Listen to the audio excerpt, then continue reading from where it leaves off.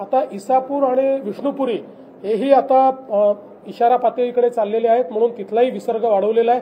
विशेषतः विष्णुपुरीकडे अधिक लक्ष आपल्याला द्यावं लागेल, कारण आता जर खूप मोठ्या प्रमाणात पाऊस झाला तर त्याचा धोका मग पुढे नांदेडपर्यंत सगळा संभावित आहे आणि त्याही दृष्टीने सगळा जो प्रयत्न आहे तो सगळा प्रयत्न चाललेला आहे। पोचमपाडच्या संदर्भातही नीट कोऑर्डिनेशन तेलंगणा सरकारशी चाललेलं आहे आणि आपण जी काही विनंती त्या ठिकाणी केलेली आहे त्यानुसार पातळी जी आहे ती त्यांनी ठेवलेली असल्यामुळे त्या ठिकाणी आता तरी गोष्टी कंट्रोलमध्ये आहे। नांदेडच्या संदर्भात मी सांगितलं की त्या ठिकाणी जवळपास मुक्रामाबाद या भागामध्ये मुखेडमध्ये 206 mm असा पाऊस पडलेला, म्हणजे ढगफुटी सदृश अशा प्रकारचा पाऊस पडल्यामुळे खूप मोठ्या प्रमाणात त्या ठिकाणी डिस्ट्रप्शन निर्माण झालं आणि लोक खूप मोठ्या प्रमाणात अडकले होते। पण एनडीआरएफने आणि आता मिलिटरी पण तिथे पोहोचली आहे। सगळ्यात जास्त रावणगावमधनं 206 आपण लोकांना काढलेलं आहे।